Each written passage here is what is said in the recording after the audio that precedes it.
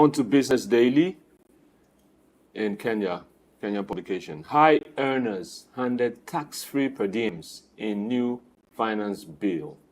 So high earners like CEOs and top execs in companies are going to receive benefits from this, and the low earners are the ones suffering. Shouldn't it be the other way around? Why would they be creating taxes that would pinch, per se, the low income earners? No, I don't think so. Like I've always said here, if you look at the way the politics of America is run, for example, you see the alternation between the Democrats and the Republican. A lot of people don't pay attention to why that alternation happens. Yeah, because if you look at it, you see that when Democrats are there, they are pro-poor people. And all the policies they are doing is to say, oh, let the poor breathe according to our president.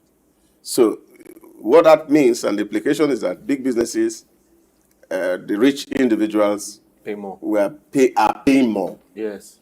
See, you give them that is the incentive goes to the poor, and after a while, you see, having exploited them, profitability become a challenge, and even the industries themselves are now being threatened. So you have to find that the state itself will have to find that adjusting mechanism to see how do we get back these industries.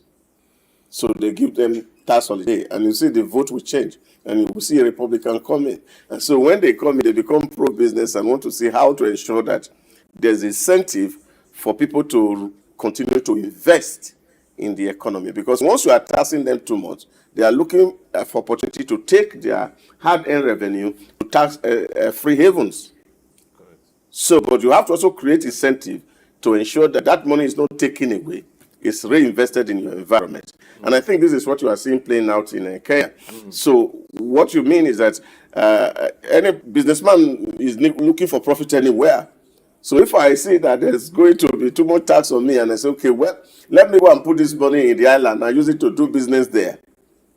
It makes more sense to me as a business person than keep it in this place and they allow government to deplete it for me. So, but government must continue to create incentive for rich people to leave their money in their environment and allow it to continue to create jobs and decent living styles for the populace. And I think that for me is what it is. And that is what, of course, even people are advocating elsewhere. The African will overtax our businesses, we overtax our rich people, and it can be really frustrating. It can. It can be frustrating. Also note that most times people say that overtaxing the poor against the rich. Now, if you put it percentage-wise, on every scale, the rich is paying more. Those that earn more are paying more. So we can't just make it like a flat figure of everybody pay this percentage, but it won't be fair on some people that are working harder. Yeah, but it's actually to say that it's not as if that they are increasing the taxes of the poor people. No. Yeah, it's still what it is. It's what it is. But they are lowering for the rich to just remove some of the tax burdens. They are lowering for those that are working harder and heading some conglomerates to make sure that those on the lower strata get jobs and also get paid. I agree. Next headline, BAT raises tobacco prices to retain farmers. Weird headline. So supplies of tobacco leaf dropped drastically for the first time in over a decade in Kenya, hence the high prices. And we're talking drop of about, it used to be 5 million. It used to be 7 million, it dropped to 5 million tons. And I don't see why BAT should be worried, because BAT has been making a killing for decades, for eons. So how is this? Because even here, we've noticed how the prices have also gone up, and it's weird to see that despite all the money being made, despite no adverts that are making a killing, and these prices are going up.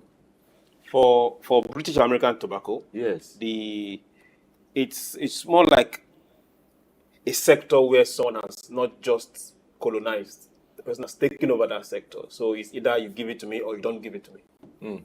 So that's where it is right now. And there's no colonization going there? Because one company has been known in the last There is no competition. few decades. Exactly. There is no competition. One company has been known to mop up everybody else. There is no competition. So they've colonized the place. They've colonized that particular So they do sector, as they wish. majorly in Africa. So if you look at from Kenya all the way down to West Africa, it's still BAT. And for them to determine the price of product. So what now happens is it's now on the farmer to ask themselves real questions. If we don't sell our product, will heaven fall? Yeah, but again, That would be hard. I think there's also some form of lifestyle. It's not hard. The hands India, are- remember, India But did it there's last some year. form of India lifestyle did it change. 2 years ago. Some form of lifestyle change. Okay. Okay, you are advocating. Because I'm not saying, Dog took it to the other extreme. you know, it is also to also see. I'm not sure people are smoking as before.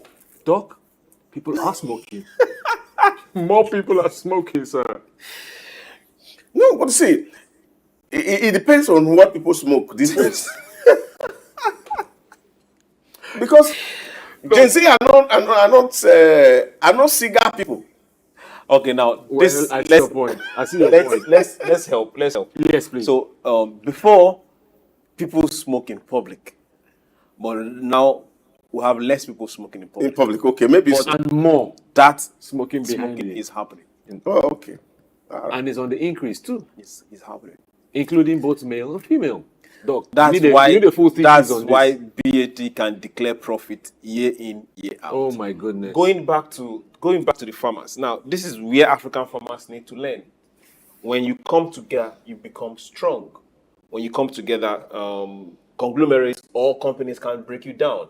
If you value your product based on what you put in, and you know on the other side that all what you're supplying is a raw material, just a primary product, somebody else takes it, adds value to it, and makes all the profit, then you people should come together and act at one voice. Yes. If Do India the can same. stand Move against, in the if same- India can stand against the government and hold on that it's our product, it's our farm, we are the final say, not a third or fourth party from government that will determine how we sell our product. Same thing can be done in And what Africa. to sell for. Yeah, but I don't really think that government there's any price fixing going on in Kenya also. But what the issues are is people advocate more of the time is to see how do government intervene so that the consistency of the flow of income to the farmer is sustained. And I think that is the real argument. But it's the farmer that can stand his ground and get it done, not the government, because the Yeah, government but you gets see- most of the tax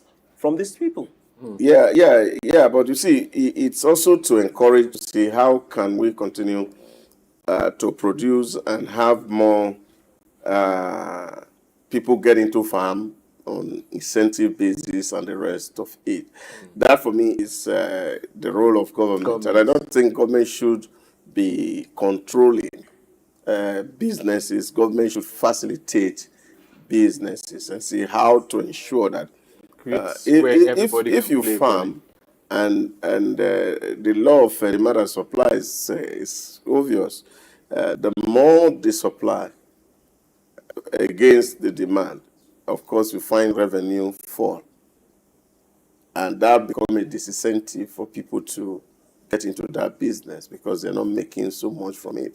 So it behooves on the government of the day to see how do we regularize the supply excesses such that we can either stabilize the prices for the farmer. So this is where you see issues like states run commodity boards come in, who takes in from the farmer and buy off them so that they are able to stabilize prices over the time, especially for seasonal products. So this is what governments all across the globe is doing. And I think that also happened even in most advanced economies of the world. When you see SS is ensured, those days we were used to be in school and people say, okay, once rice are produced and you see so much of it, bigger government would tend to go buy it off and even dump them in the water so that you can keep the world price at par. So all those things happen in business. And they call that business. Oh, yes, it is. Oh, Lord. Because you have to keep the price up. dumping of rice. Next publication, Financial Express. First headline: I want to grab loan defaulters, says Finance Minister Abul Ali. He had a meeting with the executive director IMF while they're discussing the third tranche of their $4.7 billion loan, and he was asked, these loan defaulters, we're talking about how powerful and strong they are. Don't you have an issue? Before he said, listen, let's see what happens. And he gave an instance of their current police chief, their former police chief, that his assets were frozen due to being one of the loan defaulters by some weird way. Shouldn't we be learning from someone like this? Because he was termed and touted as a man of, he's driven to do the job. That's Bangladesh, isn't it? Bangladesh. Okay. Again, Bangladesh. Bangladesh is doing really well. Okay. Yeah. They say the buck starts and ends at the bus stop or the table of whoever is leading the pack. So if you must come to equity, at least you come with clean hands. So it takes gods and a group or the leadership that their hands are clean for the followers to do the same. Actually. So for Africa, now let us address ourselves. Now this is a side where a lot of times loans taken either by companies or individuals are not paid back. And when you give loans on political grounds, what do you expect? So these are things. If we can start sorting that out, where a bank will definitely prepare to give an aspirant loan, because knowing fully well that if he gets in, then the account of that state or that local government or that comes to us, and when he loses the election, then There's a huge hole. Then there's a problem. They will now start looking for plea bargain. I think Sad. I don't know how the finance minister is going to. Is it our finance minister or No, their no, finance? the finance minister of not ours. Bangladesh is able to go after loan defaulters. And I think they are not. He has, because he gave an example of someone. If the loan are not taken from CBN, and I think these are supposedly private commercial banks who take facilities, or probably people who are doing businesses and they have to get loan. So I think the real issues, which is of course banking has been known for, is the proper collateralization of facilities that people are taking from the bank. And if loans But are... Doc, many times those because they are A-listers, quote and unquote, many of them are not. that is the not point. dropping collateral. That is the point, because the law is not enforced straight line across board for everybody. So some laws affect only the poor people, and then for those who are very rich, the law does not catch up with them, and therefore the process of actually perfecting the collateralization of those facilities does not take place. It wouldn't be a problem. And so you see, what eventually you find is that you see a lot of this loan at a certain point in time, of course, are getting into the bad debt book. like a few years ago when the AMCON list that came out. It's not just that. all the In people short, on the list. when at the shareholders meeting a few days ago, one of our banks there and the investors were asking, we have looked at the book and we are seeing that there are so many loans on the bad debt, and say, is it that we are going to forfeit this? So, of course, the guy was smart to say, oh, wow, yes, these are sufficiently collateralized loans. So, but we just have to make the book right so that we are not falling foul of regulation. So regulation says if we get to this point, then of course it must enter into this book. But the real question for me is that if a loan is collateralized and properly collateralized, Why is it a and bad then debt? why will it be a bad debt? Exactly. So why don't recover it? Like I said, many times there's no collateral. on The those question now loans. should be, who was the loan given to? So these are the real questions that we need to, that I think this is where a lot of, for me, I speak about morality and ethics in terms of doing business.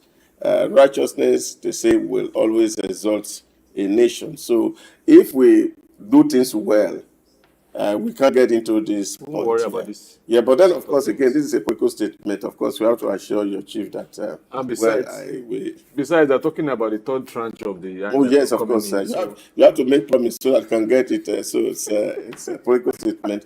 How he's going to do that, we don't know. But let's see how it works. All right, next headline: tax collection falls short of revised target. So the government's overall tax revenue fell short of about to the tune of 242 billion, as against 3 trillion that they were targeting. And how will such a thing happen if, because the windfall backwards is huge, you're expecting 3 trillion. And they fell short 200 and something. That's It's not bad. That's a lot, It's not bad. right? Compared, Yes, if it's you're not bad. comparing it to something or Yes, some it's figure. not bad. Okay, the target was 3 trillion. Yes. And they fell short 200 and something billion, which means what they got was 202 trillion, 700 and something billion. It's not bad. Yeah, but you see, we're speaking trillions and Yes, billions it's language. not bad. I- If I think- percentage-wise, it's not bad. it's not about the margin, but it's also the distortions that it creates in planning. Okay, for That- their projections. Yes, that your projections that you're expecting that this is what else you want to do, and of course you are not meeting your target, of course, which means it drags you some step backward. Yes. Maybe a small amount of money, but the impact can be quite devastating, because the target that you have set for yourself that you're going to meet in this particular quarter, you are not able to meet it because, of course, you have some distortions that are here and there. And don't forget that while you are looking at this tax revenue, you can find itself, the budget itself was not a surplus budget. So it's already a deficit budget. Deficit of Then- 200 and some 200.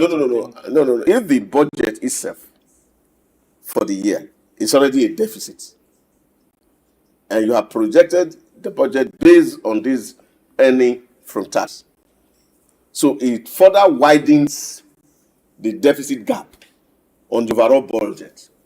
Okay. So that's the point I'm making. So yes, the value may be small, but its impact in terms of affecting the performance of the budget could become huge, because of course it's going to affect other fundamentals and indices that was used in planning the budget for the year. And this is also Bangladesh. Oh yes. Saka. Okay. Now this is no, I'm serious. This is Africans should learn. Africans should learn. Sorry, how much is a taka to Naira? I think we need to call Bill Gates. Africans should learn.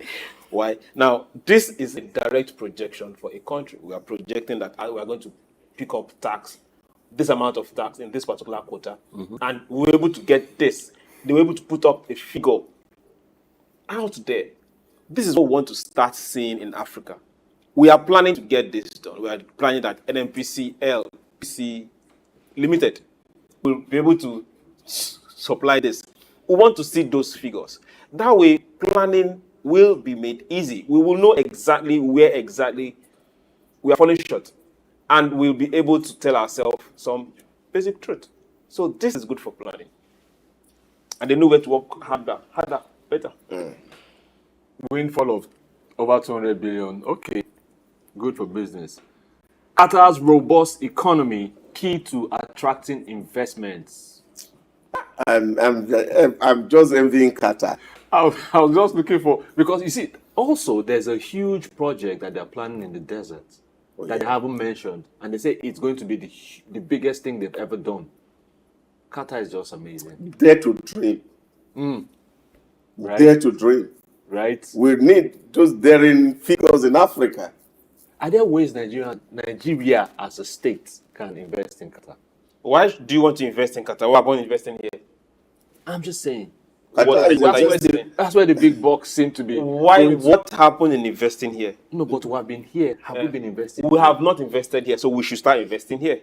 Who says we have to start here? Why wouldn't we start here? By the time you invest in Qatar, you are putting jobs You are giving them jobs. You are taking your money. Yes, They are but at making the a end of the profit. day, we're bringing money, we're making money. That's why Who it's is like we? it's like if I invest in Doc now. Who is the we? Doc lives across the sea. I invest in him. We make money. We shake hands. So No. money has come home. No, any money that leaves this country doesn't come back. We've seen that over time. The only money that has don't come have back. business. The only money that Oh, has come come on back is now. Abacha's money. Be nice. Is the one that your friends are taking. That's the one that's not coming back. Abacha's the one that, money is the one that they are no putting in money. business is coming back. Whose business?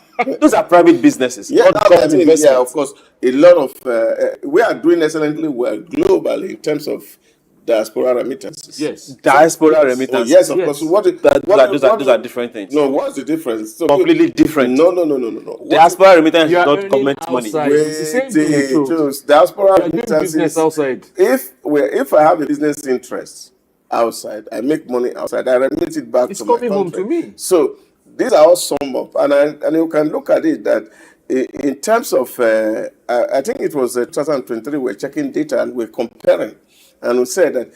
For example, they were talking about Jackpa with diaspora remittances, and the figures were quite very encouraging. And I was sharing with some people in Paris, and I said to them, "Look at it. If you check it, we are not even among the top 10 countries where people are moving en masse to other countries, but we are number 9 globally in terms of diaspora remittances, which is a plus. It is. So sometimes when people take money out, don't be looking to the side of some of your people who are playing in politics that just come put money in some banks and is not doing anything. Money But there are really laundering genuine and people who are doing illegalities. investment all across Genuine the monies places. are coming back And so in. money is coming back.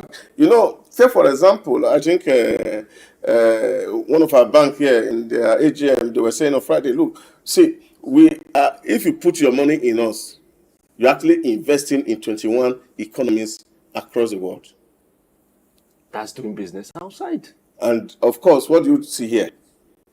The dividend is better off. Correct. Okay. Doc, please, you will tell me what that bank is. So on that note, we've come to the tail end of the show. SOUQ Business Landscape.